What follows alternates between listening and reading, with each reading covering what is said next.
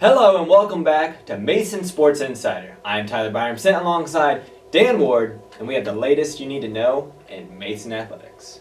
Not only did we have another exciting week of Mason athletics, but the NFL season started, Tyler. Patriots took on the Steelers on Thursday night to start off the action, and last night, an exciting game for your Dallas Cowboys. Yes, a very exciting game indeed. It shouldn't have been as close as it was, and Cowboys were clearly the better team the entire time, but don't ever say Tony Romo is not clutch. Most game-winning fourth quarter drive since 2006 in the NFL. Also, he has the best quarterback rating in the fourth quarter in NFL history. So don't ever say Tony Romo is not the best in the fourth quarter. But I'm just glad that we're done talking about the whole deflated footballs and Tom Brady and Deflategate. Yes. Glad that's all over with. Definitely. Now we can just focus on football, focus on the game. No more of this controversy. Let's just enjoy the game that we love. Exactly. I couldn't agree more. Now let's get you updated with what happened with the Mason Athletics. The men's soccer team kicked off the action last week, going against number 5 Virginia on the road. Last season, the Patriots fell to the defending champions 1-0. Mason would start off with the first goal-scoring opportunity of the match, with Daniel Hoffman taking a penalty kick in the 8th minute.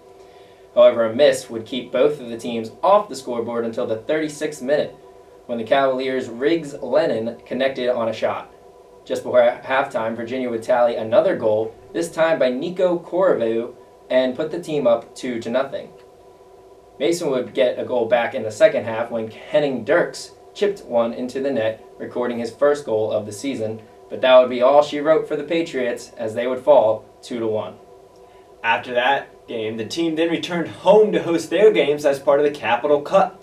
Participating in the tournament would be Fairleigh Dickinson, Hofstra, and American.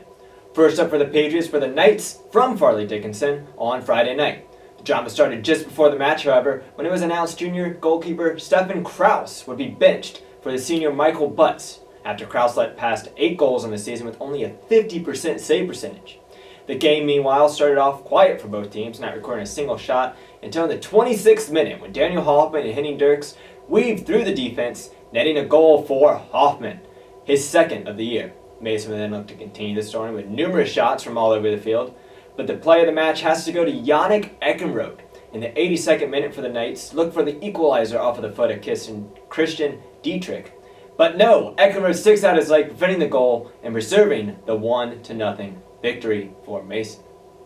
The men's soccer team took on Hofstra University on Sunday in their final game of the Capital Cup. Hofstra came into the game ranked 17th in the country, having shut out 3 of their first 5 opponents.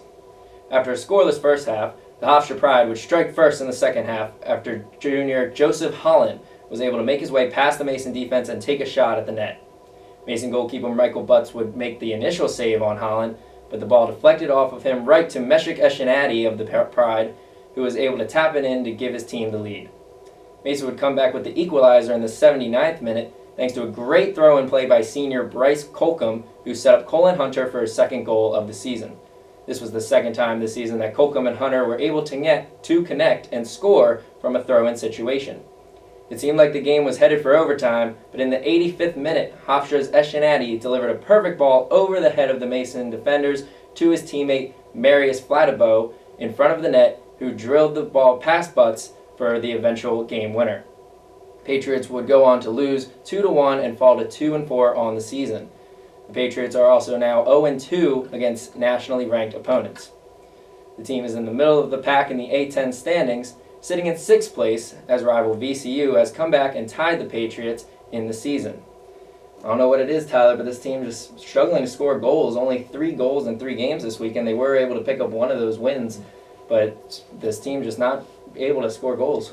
Yeah, we were kind of talking about it because we both did the game on Sunday against Hofstra, and it's just the team doesn't have the same passion as they do. I mean, some players do. I mean, I'm not going to harp on everyone, but it just overall as a whole, the team doesn't have the same passion. They don't embody what Mason soccer is and playing for the team as a whole and not really working on just going through the motions, what it kind of seems like they're doing right now. I know what you mean. It's a talented roster with talented players, and they expect to win because they should win. They're better than a lot of these teams, but you're right. If the drive isn't there for whatever reason, they just don't have that want to win attitude, it seems, sometimes on the field. Yeah, it's going to be big time for the captains to step up in this moment and kind of just take the lead and just be the players on the field making that. We saw that from Taylor Washington on Sunday. He kind of stepped forward a little bit more of a captainship role as a defender coming out, and he had one of the most exciting opportunities at match for the Patriots in the first half. But we're going to have to see that from other players just stepping up and just willing their team to victory. And when one player has it, it's kind of a contagious feeling. Yeah. You definitely don't need the best player, but you need that spark plug. You need that guy to get the team motivated, get that team energized.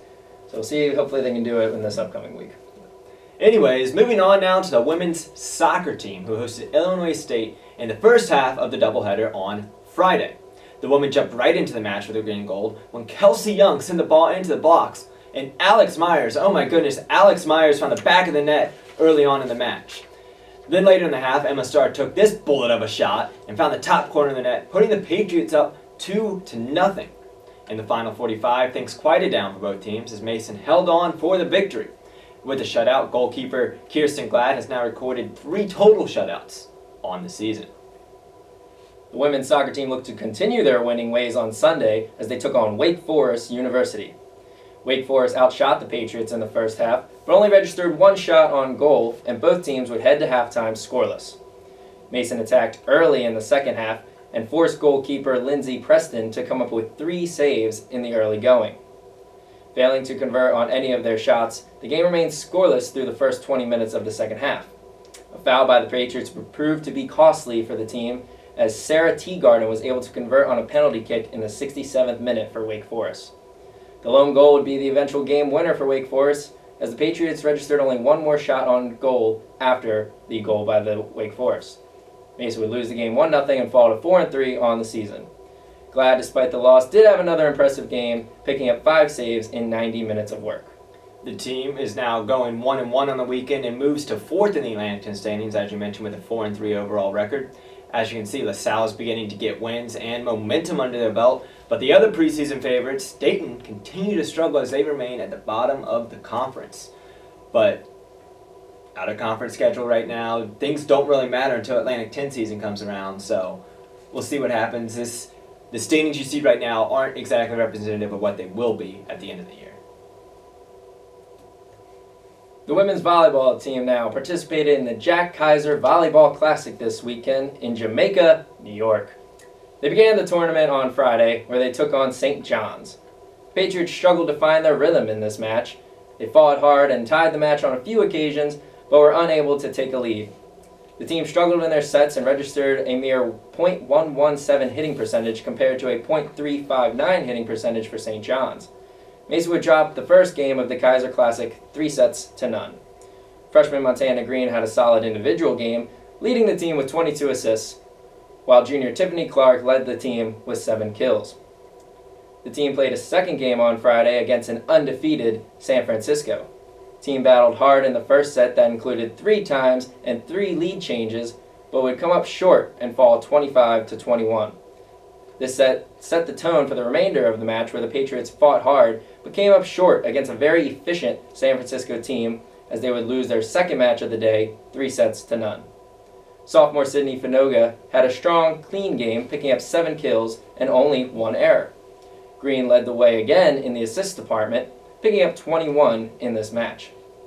Despite the 3-0 loss, head coach Jackie Simpson said she was inspired by her team's play. She said she expects San Francisco to probably be ranked this season, and she was really happy with the way the Patriots fought. Continuing action on Saturday for the team, the Patriots would face off against Central Connecticut State and Cornell. In the first game, Green continued her outstanding performance with 48 assists on the team's 54 kills. Morgan Martin and Maddie French led the team offensively with 12 and 10 kills respectively. French would also record 14 digs for Mason. In this match, the team would only drop 1 set, the third, in a 25-22 decision, en route to the team's 4-set victory. Outblocking the team 15-10 was a huge factor in the final outcome, as the team finished out strong 27-25 in the 4th set. In the next game, the team would face off against Cornell. Mason fell behind early 25-21 in the opening set, but Tiffany Clark, who tallied 16 kills in the match, willed the team to claiming the second and third sets. However, a hitting percentage of under 20% allowed the Bears to take the final 2 sets, resulting in a 3-2 loss for George Mason. Green recorded a double-double in this match with 44 assists and 14 digs, as well as making the all-tournament team, Jordan Glass, who played this match with 10 kills, as well as Wagneron, who had 6 block assists and 2 solo blocks. With the sub-500 weekend, the Patriots fall to 5th in the Atlantic 10 with a 5-6 overall record. Currently leading the way in the conference is Rhode Island, who is 2 games ahead of the Patriots.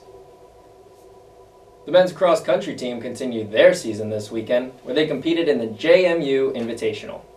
In less than ideal running conditions Saturday morning, Mason won the Invitational and beat A10 rival VCU, who finished second for a second straight weekend.